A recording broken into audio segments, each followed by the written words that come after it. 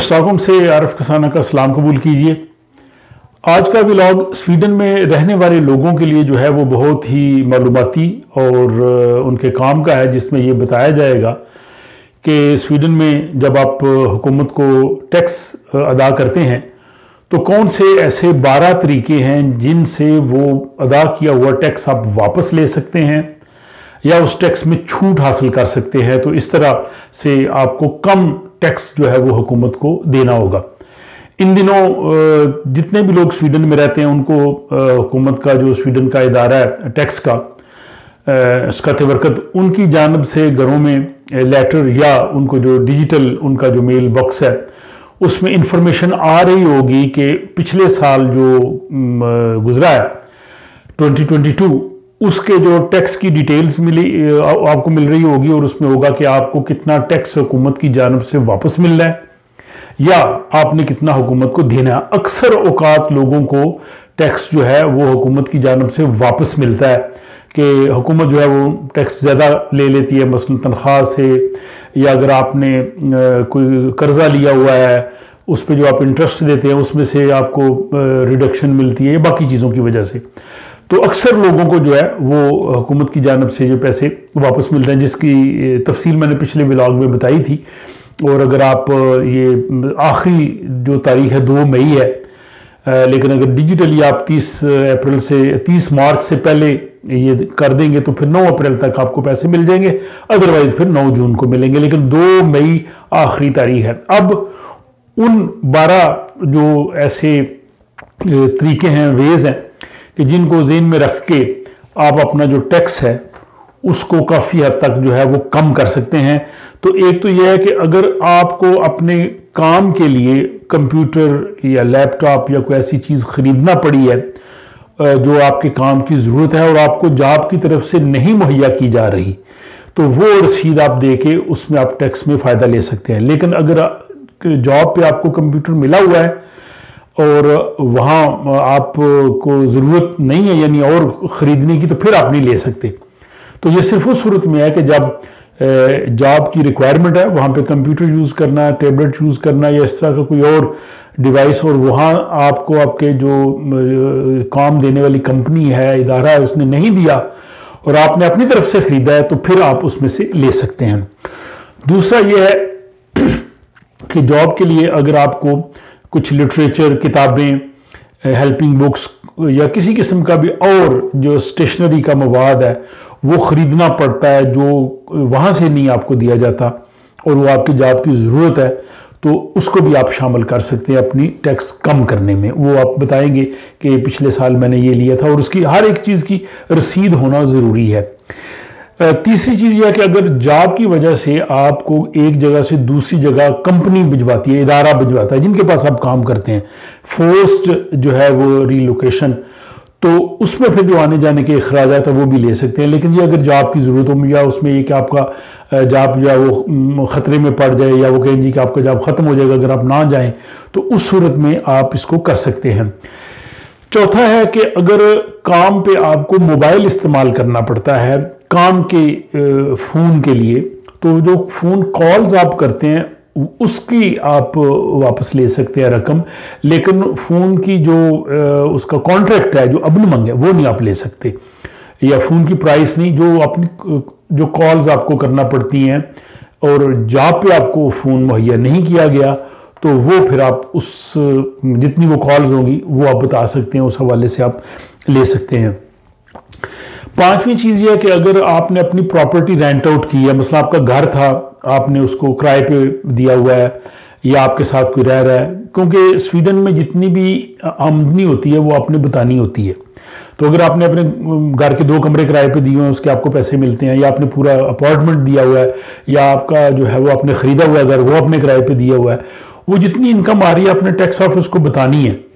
उसमें यह है कि 40,000 क्रोन तक जो है वो आपको छूट दे देंगे, बाकी पे आपको टैक्स मिलना है, तो उसमें भी आपको टैक्स रिडक्शन है। उसमें अगर आपने घर ख़रीदा हुआ है, जैसे बुसद रहता है, तो उसकी जो आपने फ़ी वगैरह देनी होती है, आप विफ्तर वगैरह, वो भी आप उसमें से माइनस कर सकते हैं जब आप डिक्लेयर करें। उसमें सारी चीज़ें आप लिख सकते हैं, आपकी जो टैक्स रिटर्न आपको मिली होती है।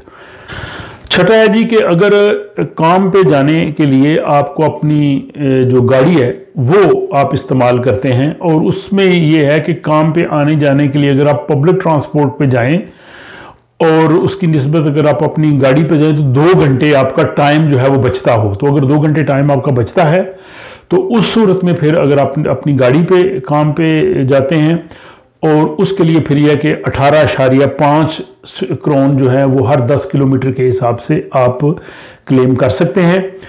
अगर आपकी अपनी गाड़ी नहीं है, कंपनी ने आपको गाड़ी दी हुई है, तो उसका भी आप क्लेम कर सकते हैं। और अगर वो गाड़ी डीजल पे चलती है तो उसका है 6.5 करोन फी 10 किलोमीटर। और अगर उसके अलावा कोई और फॉर एग्जांपल उसमें जो है वो पेट्रोल डलता है तो उसके लिए फिर 9.5 करोन जो है वो 10 किलोमीटर के। लेकिन ये टोटल अमाउंट जो बननी है, खा प्राइवेट गाड़ी है या कंपनी की, वो 11,000 स्वीडिश करोन से ज़्यादा होनी चाहिए। 11,000 तक जो है वो ऑलरेडी रिडक्शन मिलेगी। जो अगला पॉइंट है 7वां कि अगर आप पब्लिक ट्रांसपोर्ट इस्तेमाल कर रहे हैं तो पब्लिक ट्रांसपोर्ट के लिए आने जाने के लिए, जैसे स्टॉकहोम में, योतेबोरी में, माल्मो वगैरह बड़े शहरों में जो लोग मंथली कार्ड लेते हैं या बाकी जगहों पे भी ज़ाहिर लेते हैं आने जाने के लिए, तो उसके लिए ऑलरेडी उन्होंने टैक्स में से 11,000 निकाला होता है। अगर 11 से ज़्यादा है तो फिर आप क्लेम कर सकते हैं। तो ये मैक्सिमम 11 ही बनता है स्वीडन में। उन्होंने इस सारा जो है वो इस चीज़ को कैलकुलेट किया है। और हाँ, उसके लिए कि आपका जो घर है वो जॉब से कम 2 किलोमीटर दूर होना चाहिए। तो उससे अगर बिल्कुल करीब है तो फिर वो आप नहीं दे सकते। ज़ाहिर है वो एड्रेस जॉब का अपने घर का वो चेक कर सकते हैं। उसके बाद यह कि अगर टेम्परेरीली आपको जो है वो मुख्तलिफ जगह पे काम करना पड़ रहा है और परमानेंट आपकी रेजिडेंस से वो 50 किलोमीटर दूर है, तो उसके लिए भी आप क्लेम कर सकते हैं। या अगर आप दूसरी जगह पे रह रहे हैं तो वहाँ उसके जो एक्सपेंसेस है वो भी आप ले सकते हैं।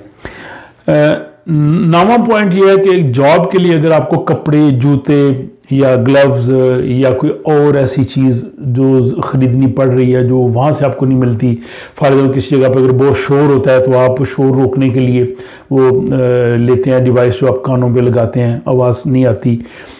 या अगर आपको उसके लिए कोई और किसी किस्म का ख़ास किस्म के जूते लेने पड़ते हैं तो वो सारे जो हैं वो भी आप कर सकते हैं। लेकिन अगर जॉब वाले आपको ना दें, आपको खुद ख़रीदने पड़ रहे हैं और वो जॉब की ज़रूरत है।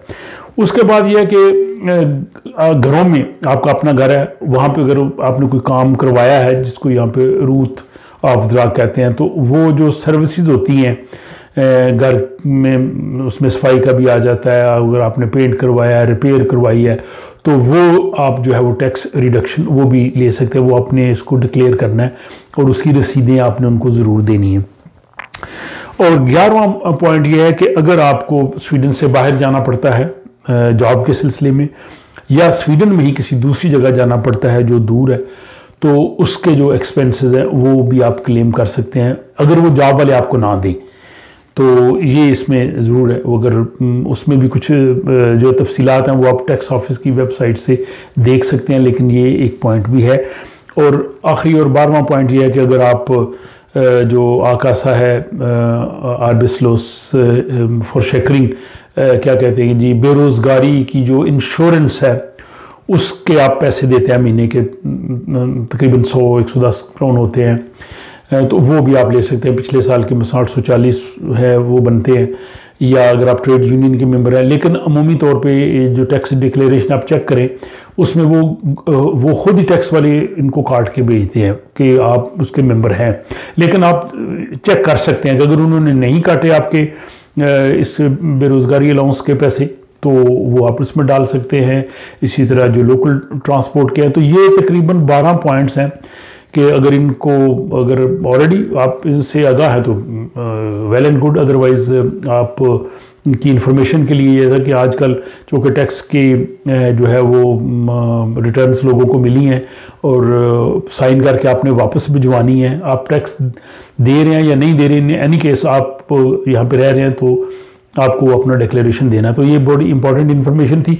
अगले व्लॉग में एक और इसी किस्म की इंफॉर्मेशन मिलेगी। जो लोग यहाँ पे काम करते हैं स्वीडन में, तो काम के हवाले से एक इम्पॉर्टेंट इंफॉर्मेशन है जो उनके लिए मैं काफ़ी फ़ायदेमंद होगी।